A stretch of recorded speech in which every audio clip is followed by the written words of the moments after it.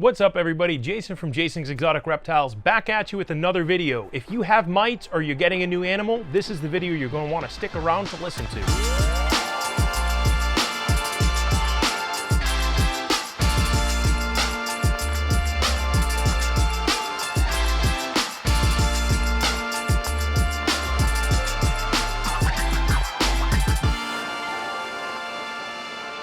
So what do? You're getting a new animal and it might have mites. First thing I'd recommend is the simple solution, just Dawn dish soap. Now what I'm going to talk about right now is very important to remember that this is really only useful for new acquisitions. If you have mites in your collection, we're going to talk about that next because these are the next two products. But if you have just received an animal, this is part of my new snake protocol and I always do this anytime I get a new snake. So the first thing I will do is I'll get a bin, something like this with a secure fitting lid. If you have latches on the corners as well, that's super helpful because snakes are strong. And if I can lift this lid, a snake can lift this lid. But you can put stuff on top and that will help kind of keep the snake in here. So first thing you're gonna do, get a bin like this, get some holes in it so there's air. And I'm gonna fill this bin up with just a little bit of water. The height of water that you fill this up with is going to be highly dependent on the snake that you're actually putting in here. If you have a tiny little baby snake, you don't want to fill this thing up with 4 inches of water. At the same time, if you have a giant adult snake, then a couple inches of water isn't going to be sufficient. You want the water depth to be about half the depth of the snake's body. So if it's a 1 inch tall body, put in about 1/4 inch to a 1/2 inch. You want it to kind of come up right about there. So you're going to fill this bin up with just enough water, put your animal in here, and I'm going to close this lid and let it sit like this for probably about a 1/2 hour. This is going to give the animal time to drink, rehydrate, and kind of get settled in its new environment. It may go to the bathroom and defecate while it's in here. If that happens, take the water, dump it, replace it with some new water, and you're going to kind of keep the snake in there. Once a 1/2 hour to an hour has passed, I'm going to take just a tiny little bit of Dawn dish soap. This is just Dawn Original. You don't want the platinum. That can be toxic to them if they ingest it, but just Dawn Original, and that's the point of letting them soak for about a 1/2 hour to an hour before you even touch the animal with this Dawn, is they're going to get their opportunity to kind of get in there, settle down, and drink a little bit of water to hydrate themselves. Once you now have the snake in here for that period, put just a couple drops, just enough so that you can, if you splash your hand in the water, it's going to create a little bit of bubbles, but it's not overwhelming. If you did too much, don't worry about it. Dump the water out, start again. The purpose of the Dawn is to break the surface tension of the water so the mites cannot float. They won't be able to climb the sides.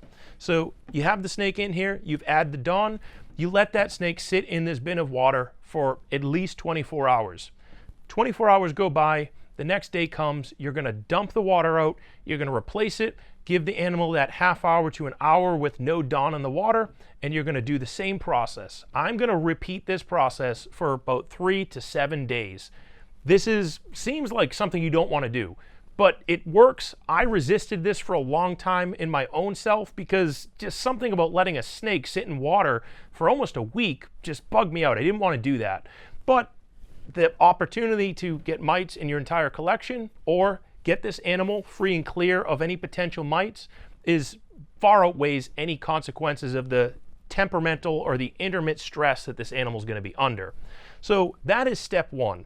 This will only work for new additions. Now it may help get rid of mites on animals that you have in an existing collection, but once the mites are here, there's eggs, there's mites all over the place, and it's not something you can treat with Dawn dish soap anymore. So these two things are out of the equation.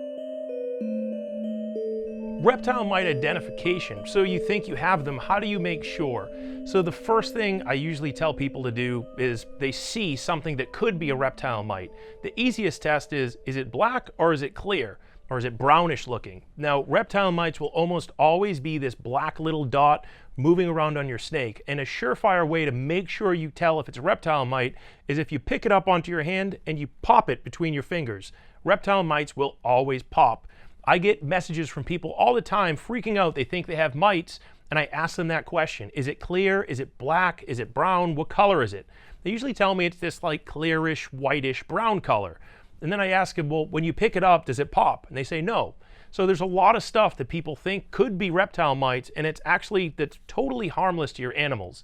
That doesn't mean you want them, but it's totally harmless. So things such as wood mites, isopods, springtails, well, primarily springtails. Isopods, you know what they look like, but springtails and wood mites are the most common thing that I see people confusing with a reptile mite.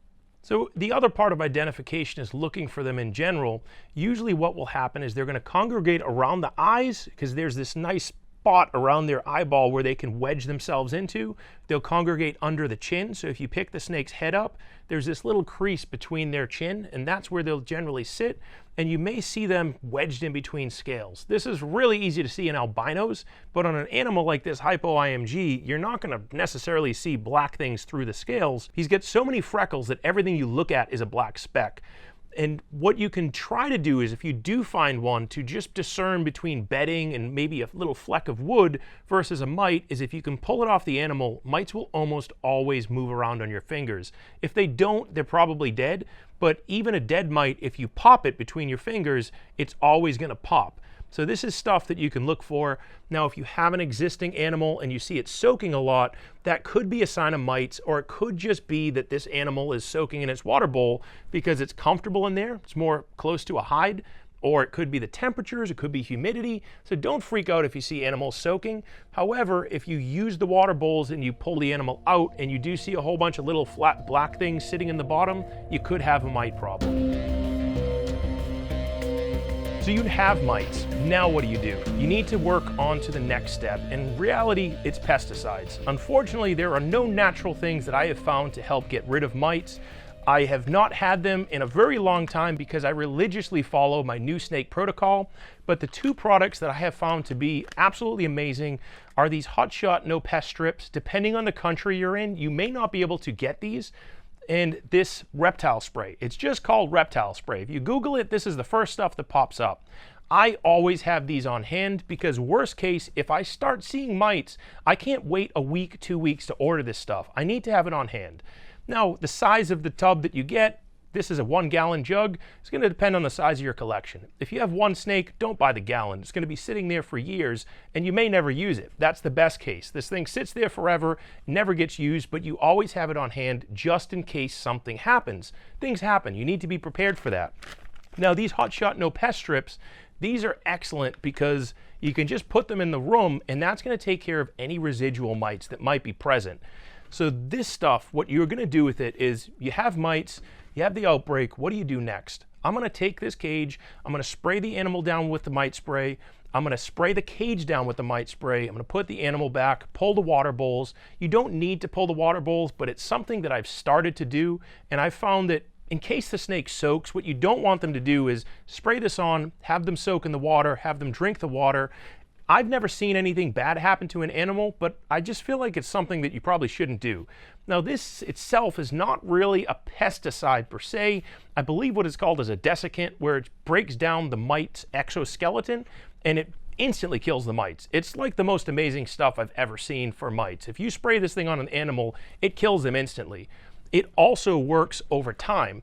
So what I would recommend for this is spray them down, pull the water bowl, put the animal back, spray the cage back, let them sit for 3 days. Now put the water bowl back within 24 hours and you should be okay once this stuff is dried. Again, I've never had any bad experiences with it, but there could be stories that are floating around and maybe you have had a different experience. This is what I do. I pull the water bowl, put it back 24 hours later, let them sit in the cage for 3 to 4 days, and I will repeat this process. It has to be repeated religiously for a month.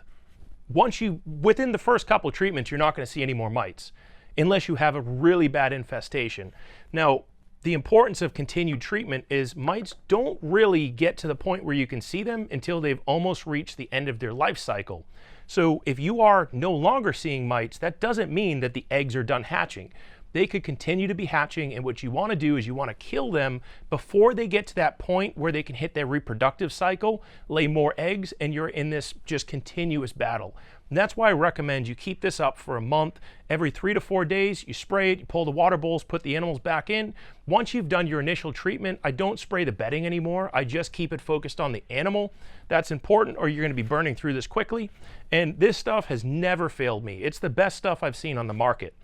Now, what I will do in combination with that, this is going to be dependent highly on your specific room condition. is these no pest strips.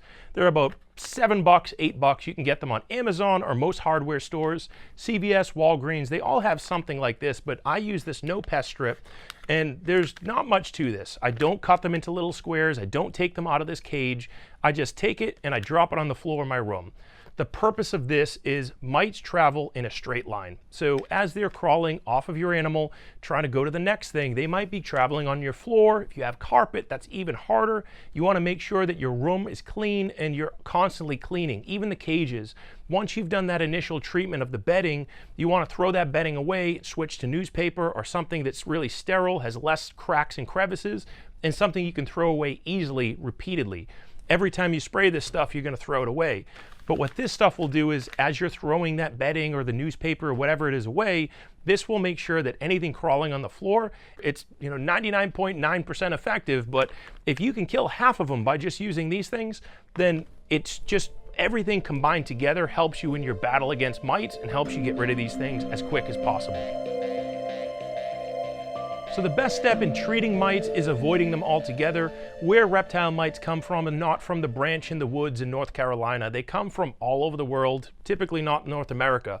But how we generally get them is through bedding, through going to a pet store and handling an animal, through going to a reptile expo and handling an animal. And the mites don't live in the bedding, but what they do is they live in the pet store, they crawl on your bedding, and then they go to your home. So me personally, prevention, I always buy my bedding direct from the manufacturer. I personally use GAPS Ecosys or GAPS Cocoa. That doesn't come near any reptiles. So there really isn't a huge chance of reptile mites being on them, but it just kind of, every time I do this extra precaution, it helps reduce the chance of me getting mites in my collection.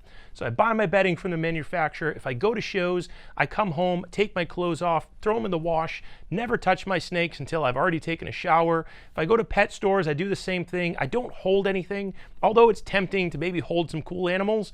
If you have animals at home, the risk of you bringing mites into your collection is high. And another thing you want to try to avoid is getting live feeders from pet stores.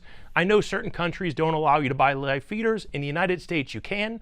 And if you go to get those at the pet store and they have reptiles, there may be a chance that those mites could hitch a ride on the live feeder, and 2 weeks later, all of a sudden, you start seeing little black dots pop up all over the place.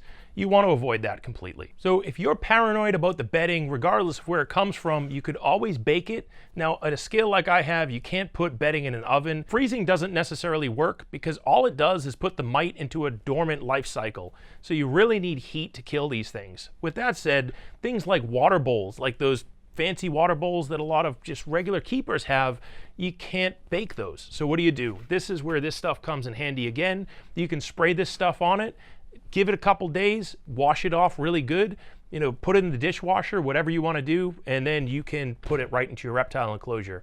All of this together, again, it doesn't completely eliminate the risks of you getting mites, but it significantly reduces it. So you really need to stack these precautions when you're taking this stuff into your own reptile collection. So with that said, guys, I hope you don't have mites, but if you do, I hope this video helps you get through that hard part.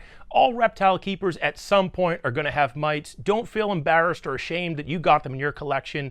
Follow that new snake protocol. That will help significantly reduce your chances of getting these things. And if you have them, it's not the end of the world. Take the proper precautions, use the right products, get rid of them quickly, because having mites for a long period of time is no fun for your animal. It's no fun for you. Hopefully this video was helpful. Till next week, let's keep it moving. Thanks, guys.